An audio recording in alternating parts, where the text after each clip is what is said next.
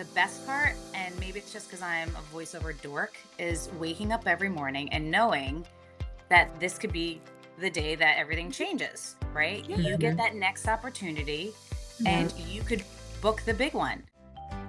You're listening to the Voiceover Casting Corner podcast. VCC is brought to you by The Voicecaster, the country's first and oldest voiceover casting house established in 1975. The Voicecaster casts thousands of voices every year across all genres, and we're excited to give you an inside look at the casting process direct from our casting team. Hey everyone, and welcome to Voiceover Casting Corner. My name is Kelly Moshinsky. I am the owner and head of casting here at The Voicecaster. And I'm Kathryn Horan. I'm the senior casting director here at The Voicecaster. And today we are super excited to have you meet Trish Ryan from DPN Talent here in Los Angeles. So Trish, will you just tell us a little bit about yourself? Sure. Hi, everyone. Thank you so much for tuning in to hear me speak. So my name is Trish. I have been at DPN since 2010.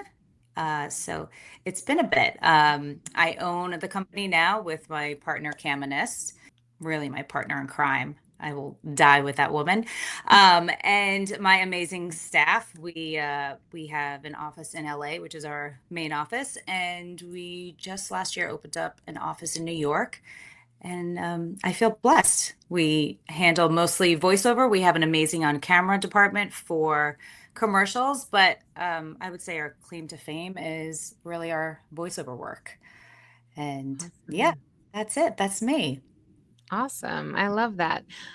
So what originally drew you into the world of representation?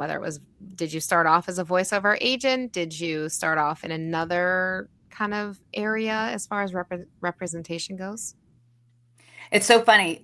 So my family is originally from New York, and so they're not as entertainment savvy as I would like to think that we all are, because my career started working at Trailer Park, right? Okay. So Trailer Park advertising agency that focuses mainly on movie trailers. So when I told my dad, "Hey Dad, I got this job in LA and I'm going to be I'm going to be making trailers for the celebrities, the movies." And he was like, I'm sorry, you what? You're going to be making trailers that that the celebrities sit in during their movies? I don't understand, but you were a pre-med student. Why would you go that direction? And I was like, okay, this is going to be wait till I tell him that I'm doing voiceover. Forget it, But I always think about that story. And so my career started off, I was a pre-med student, and then I decided to leave that behind and finish my degree with psychology and came out to LA on a whim. I had a brother who was working on a production called Crank Yankers and said, "Hey, why don't you come out for the summer and hang out with me?" And I never left. I came, I worked on the show. I ended up getting a job as like an executive assistant. That led me into working for Trailer Park. And I was at Trailer Park when it was tiny. I mean, I think maybe there were 50 employees there, but I worked for the owners, and I was their executive assistant. And they eventually put me in charge of casting the voices for the movie trailers that they were producing.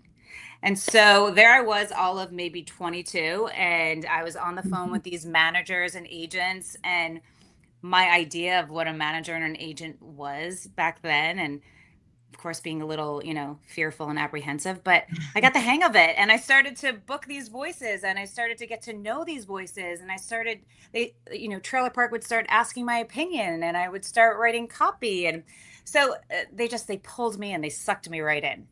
And I remember thinking, after hanging up the phone with one of the agents or managers that I had become very close with, I thought to myself, I think I could do that. I think I want to be on that side of things. And then, long story short, I was made an offer by one of the talent agencies, and I just slowly but surely started my career. So I started it in doing the promo and trailer world. And then when I came over to DPN, I learned the whole commercial world. And now that's what I do. Now I'm a voiceover agent for the commercial world. Very That's so cool. Yeah. awesome. I didn't know you had pre-med and psychology background. So I started off in pre-med as well. Oh, Um, really? yeah, That's so yeah. random. I did not finish pre-med. I eventually and it was in psychology. I wanted to be a psychiatrist. But I eventually switched to education, and then I was like, oh, I don't really want to be a teacher either. So I ended up just getting my degree in theater. So it's so funny that you started off in pre-med.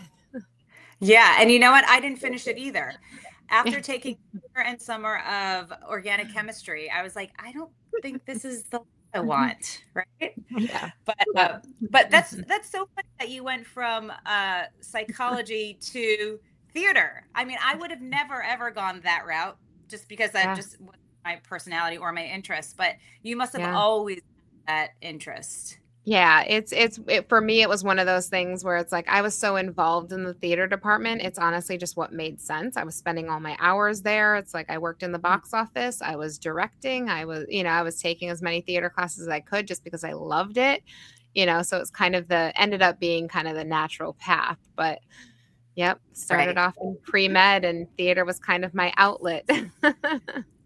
That's so Yeah. funny. Well, I'm happy that you chose this route and Yes, not the pre-med you route. And I'm too. You happy for too. everybody out there that I too did not choose the pre-med route. So, Trish, what's something that people misunderstand about what a talent agent actually does as part of your day to day? I think they misunderstand what a talent agency doesn't do, honestly, Mhm. because we do a lot more than just pitch you for projects, run your casting, getting your auditions back, critiquing them. Um, my psychology degree comes into play every day, right? Yep. We're your confidant. We are the person that you are bouncing Yeah. ideas off. We are helping you to make lifelong decisions on how you're going to handle your career. We are accountants. We're going after money. We Mhm. are life coaches. We wear so many different hats. We eventually become your friend because it's a very personal business. So Mhm. it's not always just about sitting behind the computer and typing away and sending out an audition and waiting for the return of all the records. It really is. It's a personal relationship. I mean, I have represented talent from when I started. So for commercial, 15 years plus. And I think that says a lot for both sides. I think that says a lot for the talent to trust in us and me and my agency Mhm. to stick around. And it says a lot for me because I'm very loyal to the talent that I take on. My agency is very loyal. We're extremely selective on who we bring on. And the reason being is because we want longevity, right?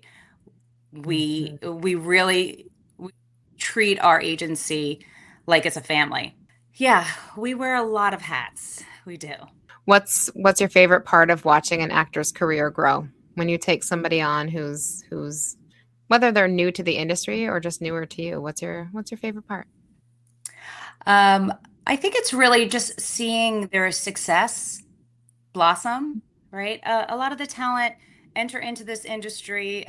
They have the drive, but they can quickly get discouraged. I understand it. Mhm. I too, even as an agent, for as long as I have been an agent, we all question our abilities at some point or another, Mhm. right? And I Mhm. think that talent do that. Even the most seasoned talent do that. And so I love to bring on new talent and help them develop and make them realize what they really are capable of. As long as they're doing their part and I'm doing my part, it's going to be a perfect marriage and we'll get there, right? But don't Mhm. get discouraged. And don't, just because you're reading 50 projects a week and you're not hitting anything, you're still in it. You have, there's a Right. lot, you're up against a lot of competition out there. Do Yeah. you have a story from maybe early on, one of your first clients, they booked that big job and you're like, yes, this is why I do this job? Yes. So, on the heels of what we were just talking about, what really is my favorite part of representing the talent and seeing them flourish. One of a casting director years ago referred a talent to me that was pretty brand new. And she said, I don't know, there's something about this girl. I feel like she is going to skyrocket. And as soon as I heard her vocals, I said, yeah, you're 100% right. Let's do it. She went from zero to $1 million in the first year. Wow. I mean, It's amazing. she's extremely unique, and not with one account. So those are always really my favorite. Like I love, hey, you just booked the voice of Ford or you just booked the voice Mhm. of Comcast. But those can also be scary because the same way they come in this quickly is the same Mhm. way they could Yeah. go right out the door. But this talent was booking one thing after the other, to the point of where I was having advertisers reach out and say, wait a second, we just heard her on 4 commercials back to back. Nothing conflicting. So legally we're in, we're in good shape, but she was getting so much exposure.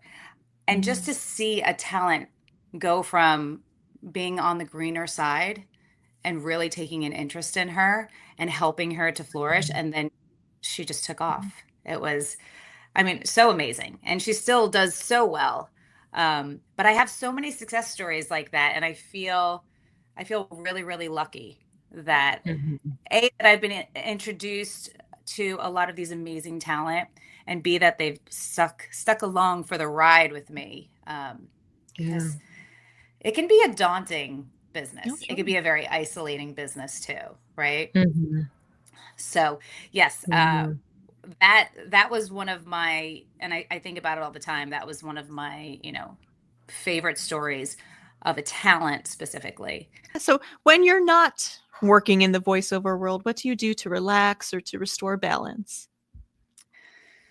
Um, I come from a very big Italian family. So family is extremely important to me. Um, so I really try to not look at my phone on the weekends and be present with my kids, be at every game that they have going on. I also, for myself personally, I like to exercise, I like to run. We live very close to the beach, so we spend a lot of time at the beach. And I really like to read when I'm able to. So those are the few items that really allow me to just shut off and Mhm. decompress a little bit from the crazy week. And you have to have that, especially now when it feels like everybody expects everybody to be working 24/7. I You know, know. it's like And, there's yeah. and it's a catch 22. And this is for everybody. This is for the talent too. And this is for the casting directors and Mhm. the agents. Everybody's kind of going through the same thing. You Mhm. don't want to miss out on the business. So you want Mhm. to be able to respond right away and be the first Mhm. person on it. But at the same time, then the real you burn out. You really Yeah. Yeah. do. And there is no downtime. And the more that you do that, the more it's expected, Mhm. right? Mhm. Exactly. Yeah. Um, and if I mean, I think just on Sunday I got 5 phone calls about different things that had to be addressed. And look, that happens, you know, Mhm. and I address them. But if someone's reaching out to me on the weekend to critique their demo, Yeah. I'm probably not, you're not going to hear back from me, No. right? Yeah, there have to be some boundaries in Some place, right? boundaries, Yeah. right? We're Yeah. we're all Well, also, human, you know, it's yeah, yes, we're all human. we're all human, and there's only, 1 or 2 or 3 of us running a Mhm. Mhm. department. There's only 2 of you, the casting directors, Mhm. and there's a lot of talent.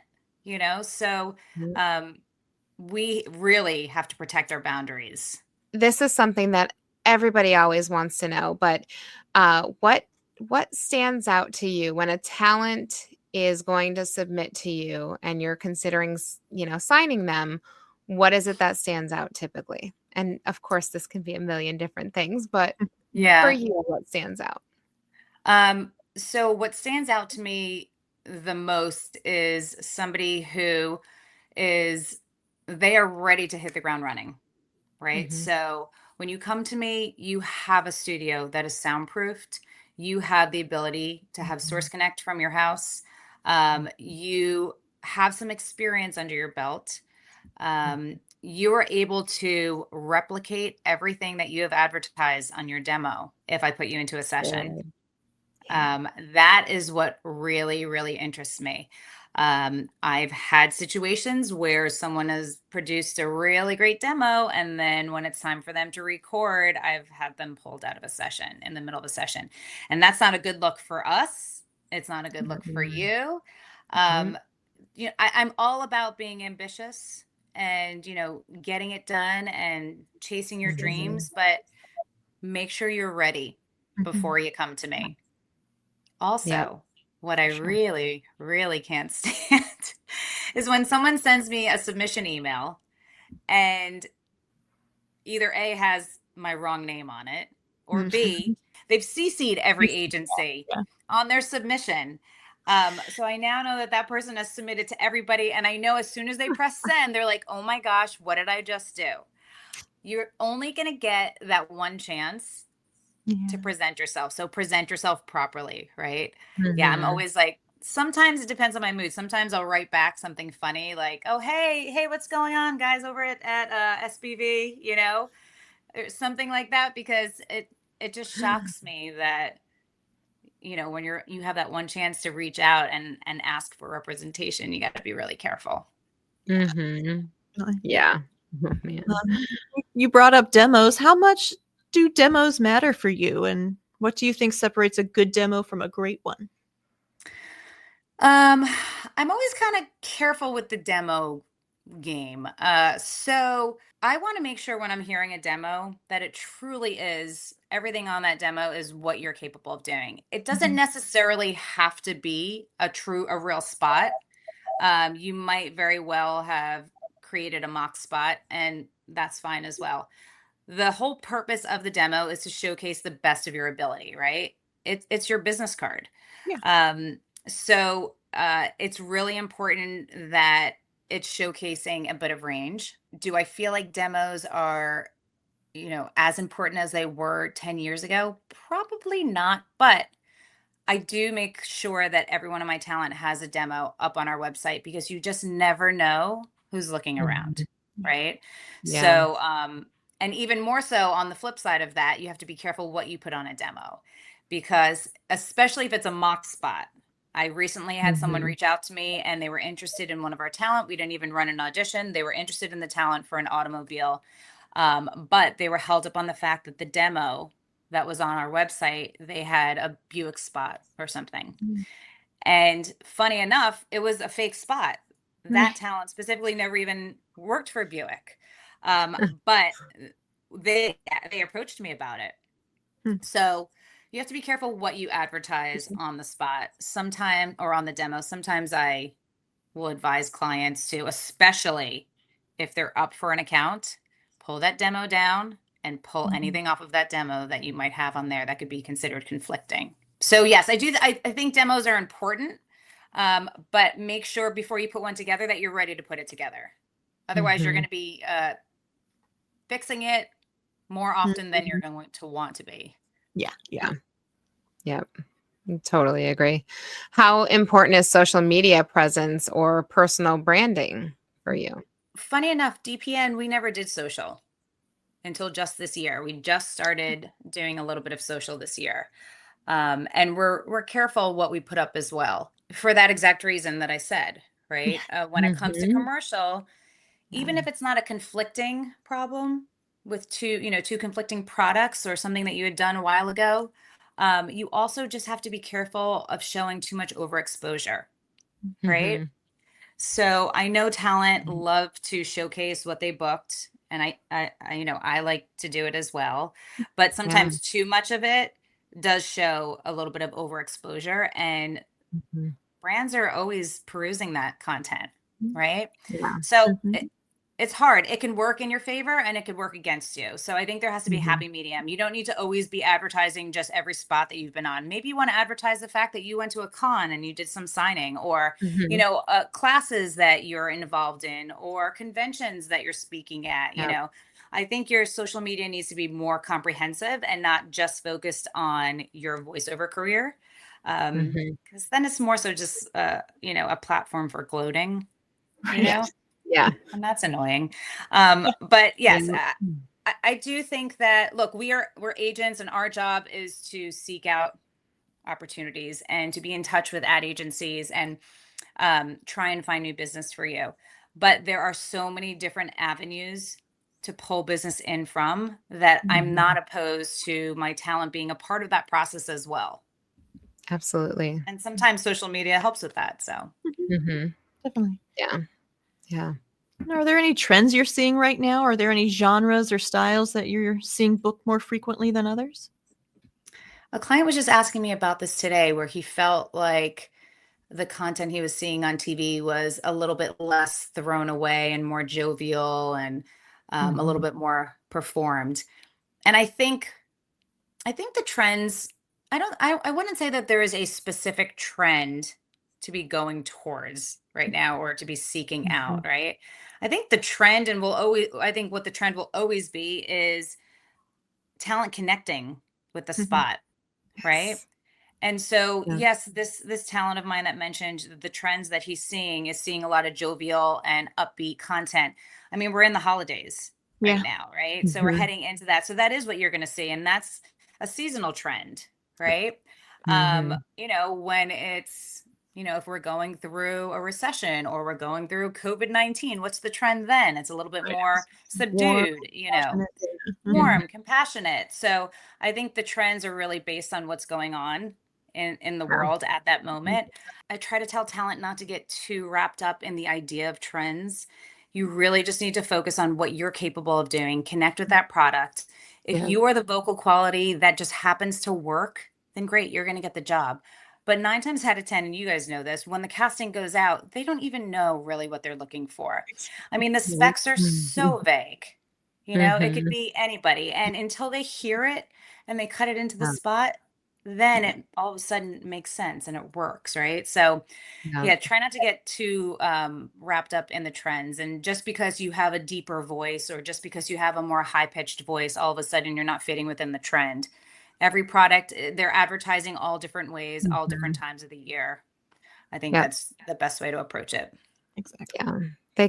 Yeah. They come and go so fast. It's like, okay, the trend for this week is this, but next week Right. it could be something totally different. So yeah, I Yeah. agree with that. So how do you like to be approached by new talent? So what's the best or worst way to submit to you? Well, we touched on the worst a little bit earlier. Don't send me Mhm. an email with every other agency on it. And please don't send me an email at 6 p.m. on a Friday because I'm just, I'm done. Mhm. And don't send me an email at 9 a.m. on Monday either Mhm. because we're just gearing up for Mhm. the week ahead of us, right? Yep. I think the best way to approach it is by referral. That is Mhm. always what makes my ears perk up. I stop, I listen. If I'm really interested in the vocal quality, then I'll reach out to the person that referred them and ask, what the background is. So Mhm. that's probably the best way, and that might very well mean getting into classes like the classes that you guys are Mhm. providing, or being a Yeah. part of a community, because representing a talent isn't only just about the vocal quality, right? It's about the Mhm. individual as well. It's a hard business, and you need to have someone that you can trust, someone you can depend on both sides, right? Mhm. So Yeah. before we take on talent, we do a little background research to make sure that this is someone that we want for the long haul, right? They Mhm. might not have the most beautiful vocal print, but they are someone who's going to bust their butt. I'm always going to be able to depend on them. Their quality is going to be top notch every time. So those are really some of the key items that I look for when I'm considering talent. Awesome. And then how do you balance nurturing those newer voices and keeping, your seasoned roster active and busy? I think the newer talent probably need a little bit more direction. Mhm. And we're here for that. Whereas the seasoned talent, they're able to spit these auditions out quickly. Mhm. Sometimes they also need some additional direction, and that's Yeah. fine too. But I think that if your vocal print is right for that project, whether you're seasoned or whether you are new, you're going to get an opportunity to read for it. So I think with that allows the talent to really have a diverse amount of different types of copy that are coming their way.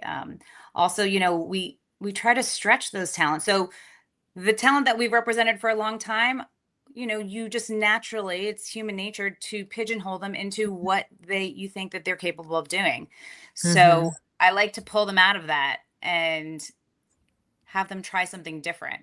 And sometimes that rocks their world because this is what they're used to doing, right? Yeah. So that's a good way for them to like have to pay attention, and you can't just you can't just dial it in. You got to be present. Yeah. And so I think that's how we, with the talent that are a little bit less experienced, they're hungry and eager to get that information, right? So I think that's what helps the balance too.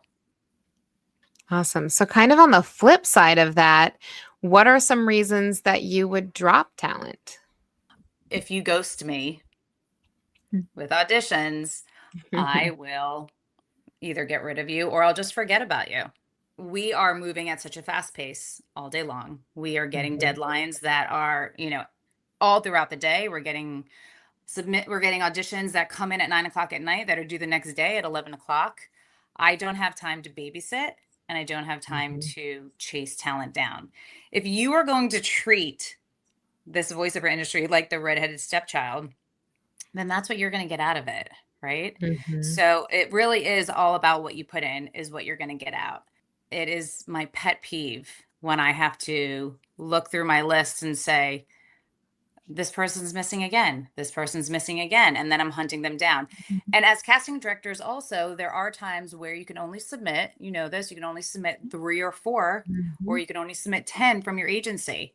If you've received that audition as a talent and I only get 5 slots to submit, and it's now project's due at 11 o'clock and it's 10:45 and I still don't have your audition, that is really going to make me mad, because now you've taken the opportunity away from someone else.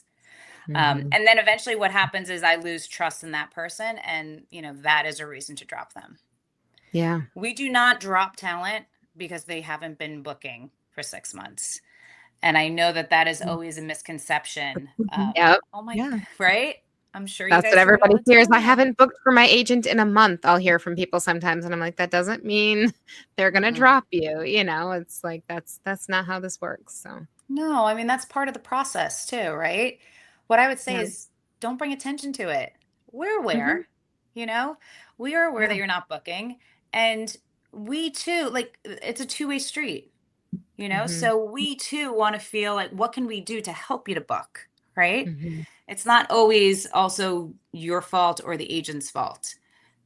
It's the, it's the environment. It's what's going on. It's, it's the seasonal moments when, it's just, there's an ebb and flow in the business and it just happens to be slow right now, or, so there are so many different variables that really play a part in it. But yeah, that is not usually a reason that we drop someone. If anything, we'll say, look, it's been a while since you've booked. We probably need to get you into some refresher courses. And this is talent that have been with us for 20 years. Like I said earlier, you get into a rhythm, you dial it in, and you just get disconnected. It's such an isolating business that you're self-directing all day long. And sometimes you don't even hear what you're doing. So those are the times where, it's time for the agents to step up and say, hey, I too am aware that you haven't been booking, right? I'm looking at your numbers. They're not where we want them to be for you as well. Let's look into some privates. Sometimes they just need to get shaken out of, the little rut that they're in. Yeah, I mean, and that's one of the things, now that people aren't coming in studio to record auditions and things like that, it's like we don't get the opportunity to shake them out of, kind of those default reads that they end up falling into, and we hear that in the auditions. Yeah, you do. I also always try, when it doesn't matter how big the project is, but when a talent is able to go into the studio, to work, whether it's for an audition or it's for the final booking. Go in there, have Yes. some one-on-one time, feel the energy of another human being, Yes. right? Because It it makes makes a a big huge difference. difference. Yeah. So, what do you wish more voice actors understood about the business side of having representation? I wish that they would understand that you need to have trust in your agent, that we're doing any and everything that we can. Um, that we can't be on the phone with you all the time because again, there's, one or two or three of us running a department and there's 200 to 300 of you. And, um, checking in with your agent is not annoying, right? I think that is part of your job too, as a talent. That's part of your business. Um, be really careful. And I mean, you guys can probably speak to this because you're casting directors, but don't take advantage of certain scenarios that are provided to you as talent. And by that, I mean, don't be reaching out to casting directors when you know that they're working on a project. If they haven't opened up that door to you, right? Give everybody the respect and the privacy of doing what they're doing. Don't reach out to, please don't reach out to the ad agency on that one radio spot that you read a year ago and act like they're your best friend because they're not. And I mean, yes, you do connect on the line. And when you've had accounts for long periods of time, you do create relationships. And I'm not opposed to that. But sometimes it can put the talent and the ad agency in a very uncomfortable position. So you have to, walk that fine line. Also, don't overperform when you're in a session. And by that, I don't mean actually voice performing, like when you are reading your copy. I'm talking about acting or, being a little bit zany and trying to be buddy buddy with the person on the other end, making jokes that maybe are not going to be perceived too well. You don't know who's on the other end and you cannot see their faces. You can't see how they're receiving the information that you're putting out. So be professional going into those sessions. Try and read the room as best as possible and just get your work done. Be cordial. If they need extra takes, give it to them. You're lucky to be in that room. So those are a few items that always stick out in my mind. And this is their business. So those are the most important business aspects too. It's etiquette. It's etiquette. And you guys did a whole podcast on etiquette. And I think that is really, really important. And it's good to hear it coming from your side because you too have to have a certain etiquette with your buyers, right? Yep. So it's good to pass that message down. Absolutely. Absolutely. And it's so funny that you mentioned people just overperforming because I can't tell you how many conversations I've had with actors where they do 14 different voices in this 3-minute conversation. And I'm like, are you trying to impress me with your range? Do you talk to everybody like this? Like, I can't, can you just be a person? Like, talk to me human to human. Like, can you just be a it's person? the craziest thing sometimes where I'm like, whoa, okay. Yeah. Great. Right. And it starts the session off on like such an awkward foot. It's like, because then you feel like you need to respond to the performance that's happening. Right. Yes. Yeah. And I, there are times when I'm just like, what's happening? Like, I can't even focus on what you're saying because it's just so out there. It's crazy. There is a time and place for everything. Right. Exactly. Save that for drinks at the bar later right? on when you're amongst your peers. Your party tricks. Exactly. So curious what your take is on actors having multiple agents. Because nowadays it seems like, of course, there's the casting sites, which we don't have to get into that. But, it's like it seems like actors have 2, 3, 4, 5 different agents nowadays. Look, I'm a little bit old school, and like I had mentioned earlier in this conversation, I like having a relationship with the actors that I'm representing. And not saying that they shouldn't have relationships with other agents, but there's no reason for them to have multiple agents in the same region. There's no reason to have multiple agents in Los Angeles or multiple agents in Chicago. My thought is always the top three, New York, Mhm. LA, Chicago. Mhm. Um, Beyond that, I think there's too many cooks in the kitchen because it's very, even just with those three agents, it's very hard for us to navigate what is going on in your career as a whole, right? I Mhm. mean, there's multiple times where I won't put a talent on a regional automobile. Hmm. Could they book it? Absolutely. But I know that they can book a national account. And guess what? When you have Mhm. that regional, you're held under conflict Yeah. for a very small amount of money. And Mhm. so if I'm not the only one navigating their career and there's multiple others navigating it as well, the other agents might not have the same approach as I do. And not Mhm. saying that mine is necessarily the right one, but this is also why I like to have a relationship with the client. We're looking Mhm. for longevity in these careers. We are, Mhm. it's not a sprint to see how many auditions or how many bookings you can get because Yeah. at the end of the day, it's, you're looking at your year to date and, we're all here to make money, Mhm. right? Yeah. Um, it's also it's hard to represent a talent and not be able to pitch them, right? Mhm. What's the point of me representing you if I can't put you out for this project because you've already read for it for Chicago and New York, Mhm. right? I don't want to represent talent that I can't represent, you know? Mhm. When I am working for talent, I want to be able to scream it from the rooftops that this is my talent and this is what we're doing and you're going to love them and they're going to be amazing and they're going to be great for this Mhm. project or that project.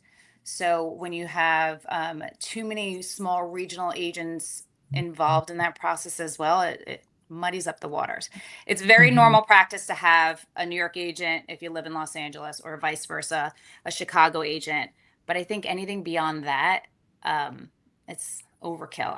I think Mhm. talent are just so anxious and worried about getting every Mhm. piece of copy and every opportunity Yeah. and more opportunities doesn't always translate to a better year, Mhm. right? Or a better Mm. career long term. Yeah. So um, I don't poo poo any of the agencies for seeking out any of our talent on our roster. We have amazing Yeah. talent. Yeah.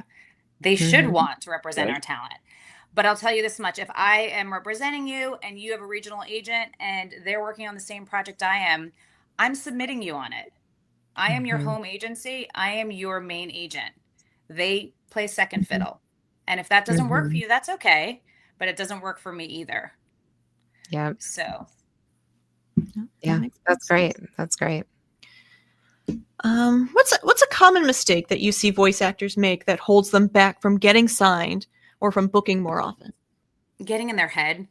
Yeah. And I'm sure Mhm.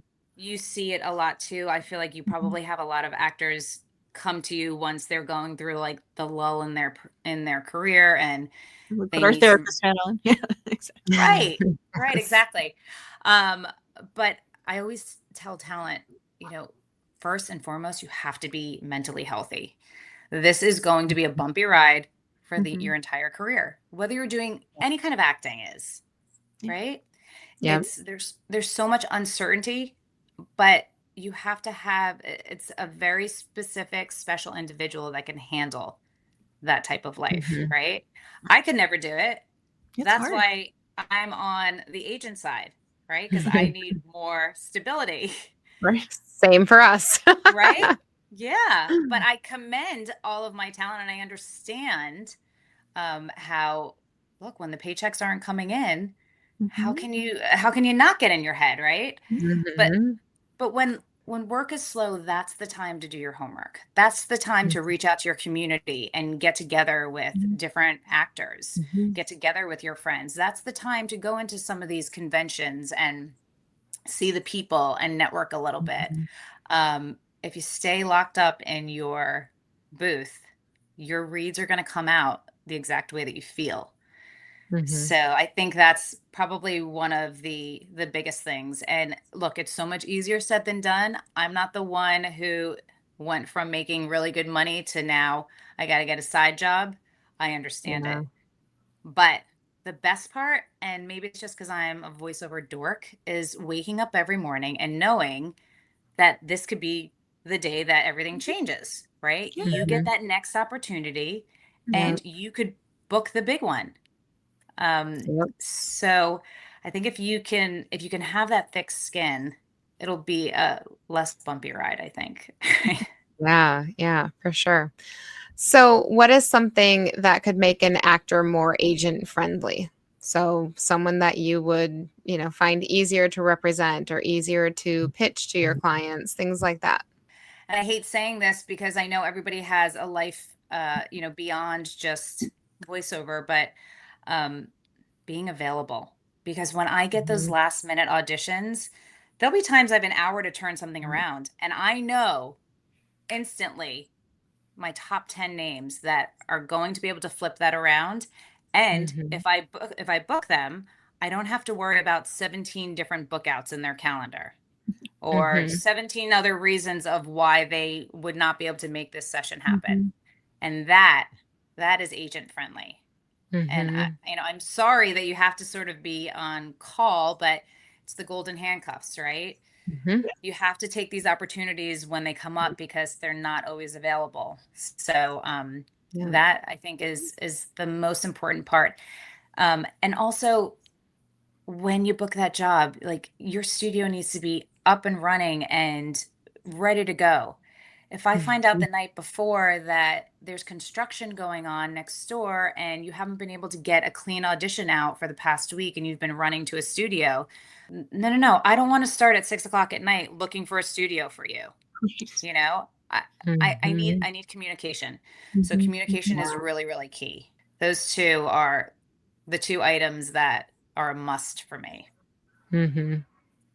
Yeah, and we appreciate that on our end as well. Be Yes. open with your agents. Make sure your agents know what's happening so that when we're trying to book somebody, they also have the heads up. Because Mhm. yeah, nobody wants to look for a studio at 6 p.m. No. No. And also another thing that happens sometimes, the poor ad agency will go to station 12 them and they're not up to date on their dues. Yep. And this is Yep. for union All projects, obviously. But I'm like, Yep. this is what you do all day, Mhm. every day.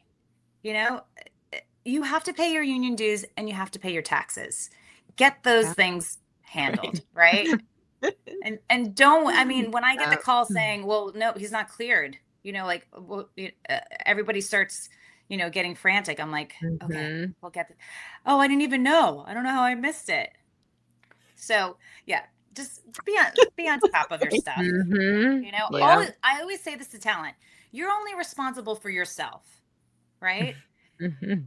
I and you guys and my agents are responsible for all of you and so many different aspects. You Yep. can at least take care of your own business and make sure it's, everything is buttoned up. Yep. Oh. Exactly. So, what advice do you have for an actor that they feel like they're ready, but they haven't yet found the right fit in terms of representation? Don't do it. Go be a doctor. No, just kidding. Get out while you can. No. I would say don't rush the process, and not every agency is right for every talent, right? So Mhm. just because, Joe Smith might think that DPN is the top doesn't mean that that's a right fit for you, right? Mhm. Um, know your agencies, do your research, submit to multiple agencies, but not on the same email. Um, right? And just do your homework. Be familiar. Be aware, um, and don't be afraid. Mhm. You're starting out. You hear the great stories and you hear the horror stories. You're going to probably deal with a lot of the horror more than you are the great stories, at least initially, right? But if you have Mhm. made that decision to go forth and make this your career, then give it all of that and stick in it. You can't be discouraged after Mhm. reading for 3 months and not booking anything. Mhm. Got it. Yep. I mean, talent that have been in this for 20, 30 years experience that on the regular, Mhm. right? Mhm. Yeah. So I think also if you're going to enter into this, it's going to be a slow burn. So make sure your finances are locked up, right?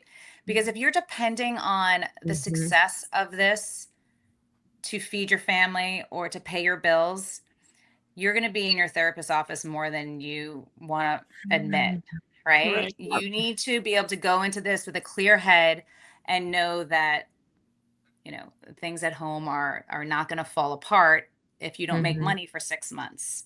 That's extremely hard for people, and for those that are in the business and have been in the business and hit a big account, save your money. Save your money. Mhm. Yeah. Don't Yeah. spend it all right away No. because you're going to have a lull too. Everybody goes Mhm. through it.